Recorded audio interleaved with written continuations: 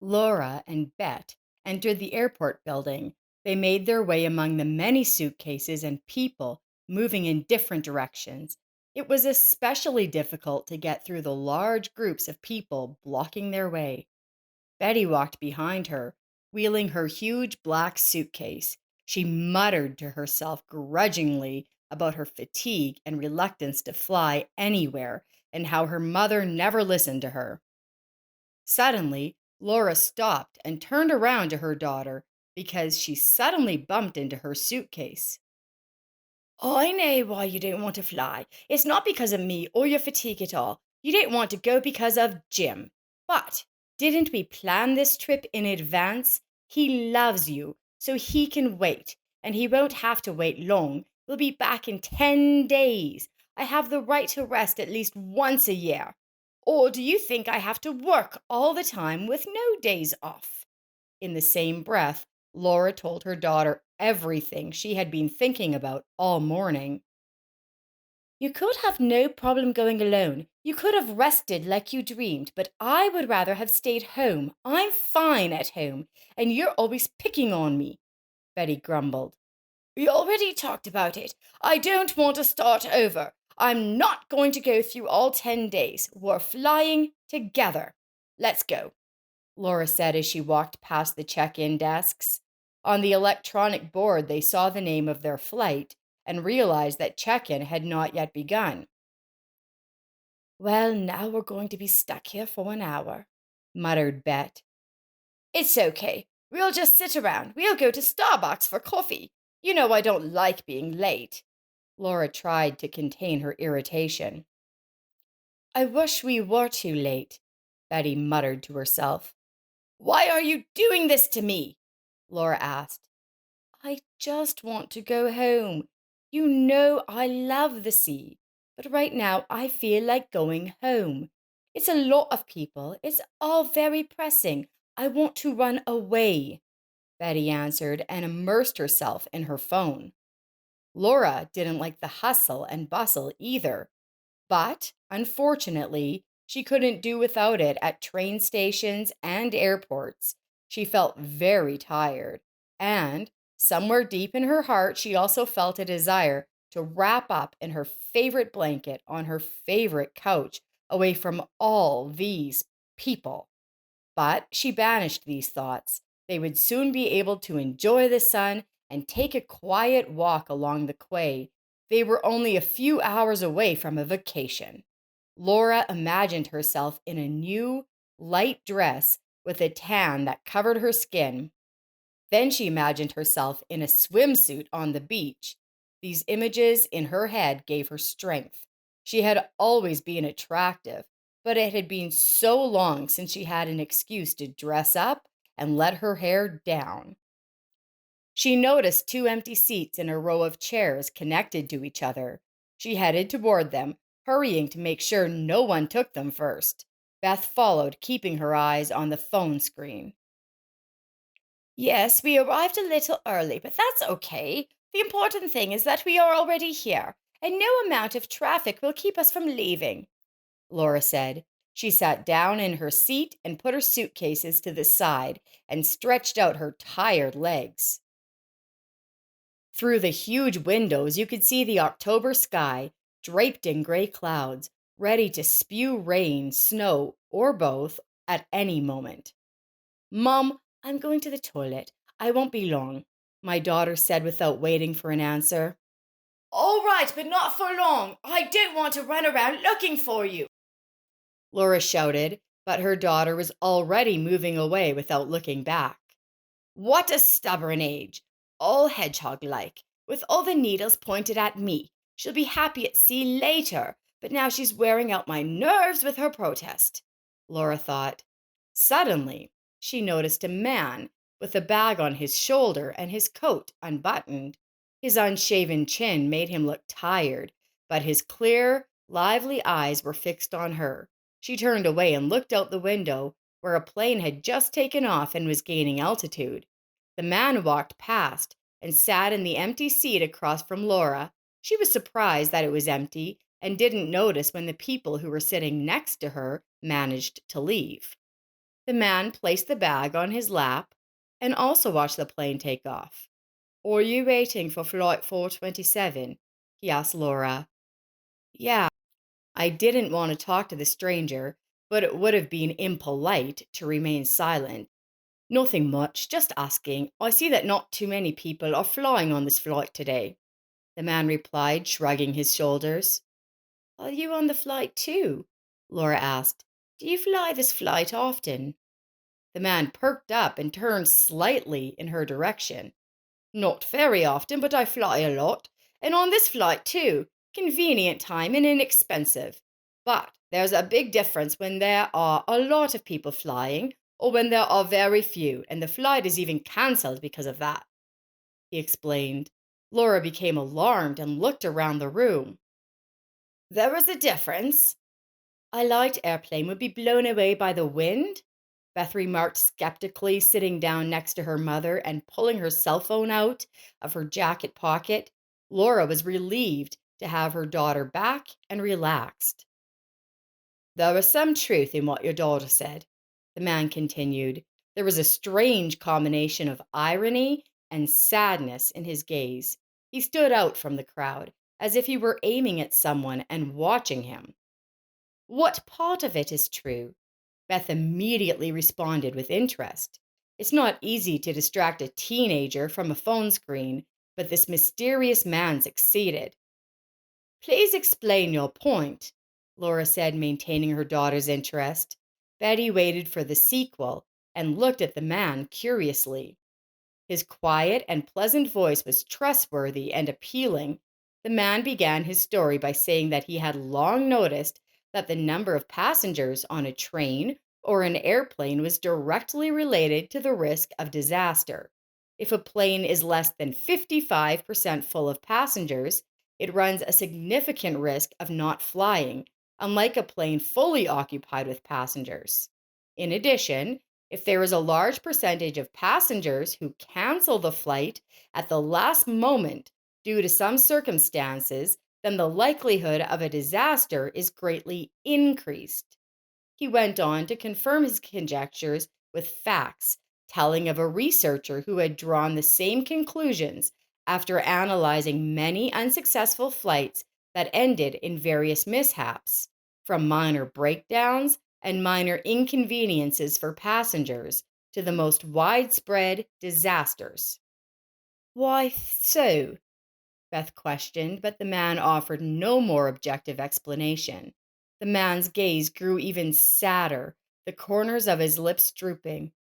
"So people have a premonition of disaster and refuse to fly," Beth clarified, shifting her gaze to her mother. "You see, and you're not listening to me. It's quite possible because there's a lot of evidence like that," the man said. "A man is in a hurry, afraid of being late, but suddenly there is an obstacle in his way, a traffic jam on the road, or he slips, falls, and breaks his leg, and he thinks he is the most unhappy because he missed his flight.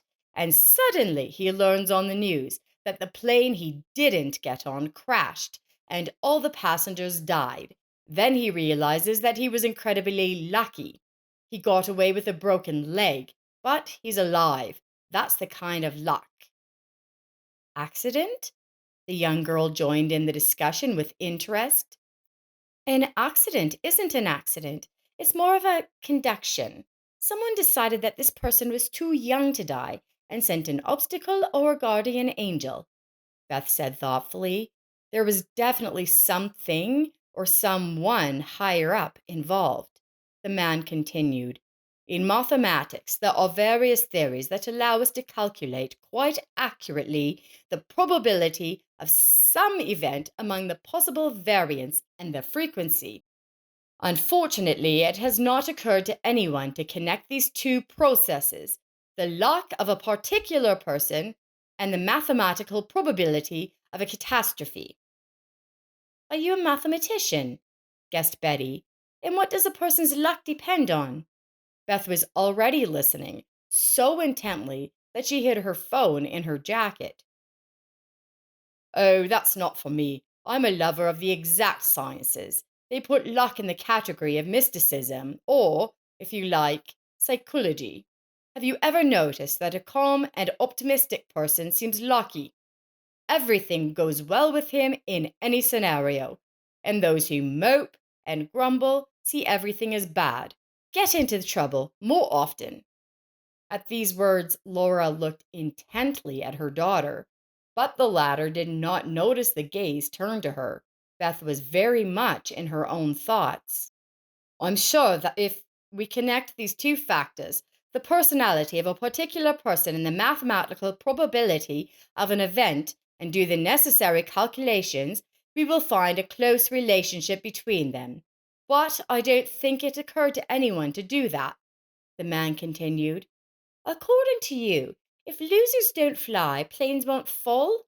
Laughed Beth. It's not that simple. There are still reasons for plane crashes, and they shouldn't be ignored, the man said very seriously. It was as if they were talking to a Nobel laureate.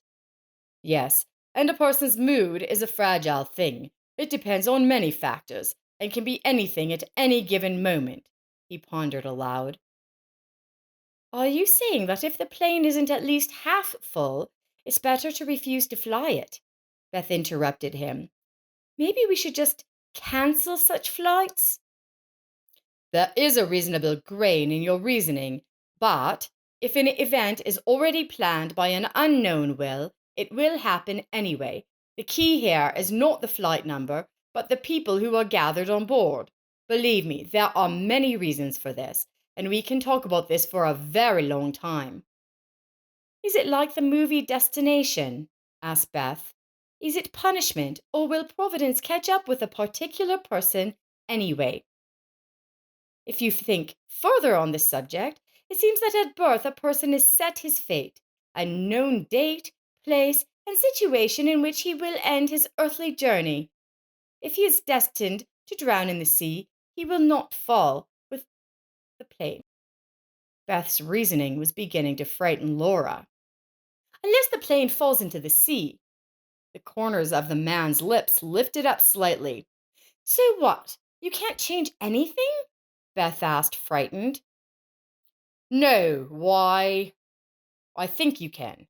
But you have to sacrifice something, change something, usually in yourself, the man replied. Christianity explains it pretty well, he continued. So nothing bad will happen to a believing person, Beth concluded. I wouldn't jump to such a categorical conclusion because check-in begins for Flight 427, repeated several times a pleasant female voice on the airport intercom. You and we are crazy together. Why did we listen to your nonsense about disasters? Laura remarked rather sharply. She looked at her daughter and stood up. Laura picked up her suitcase and hung her bag on her shoulder. She was perplexed as to how to proceed and why she had let this whole conversation take place. Will you fly with us? Beth asked the man hopefully, seeing that he wasn't going to check in. At that moment, a 5-year-old boy ran past them shouting, I don't want to get on the plane. The parents ran after him, but the boy dodged oncoming people and luggage. The parents fell behind, bumping into other people. The boy also feels that it is not worth taking this flight if parents had listened to him. They could have avoided a tragedy, the man stated with sadness in his voice and stood up, too. The boy senses trouble. Beth shifted her gaze from her mother to the man, frightened. It's quite likely that children don't turn on reason as adults do. They go with their feelings. I guess I'll fly tomorrow. He adjusted his bag on his shoulder. And good luck to you if you decide to fly. The man went to the exit in the direction where the boy had just run away. Mom, what about us? The girl looked pleadingly at her mother. Betty, did you really believe that lunatic said? The tickets will be gone. No one will pay us back for them. Judging by the news, full planes are going down too. We shouldn't think about that before we fly. Let's go. Laura walked resolutely to the check-in counter. Mom!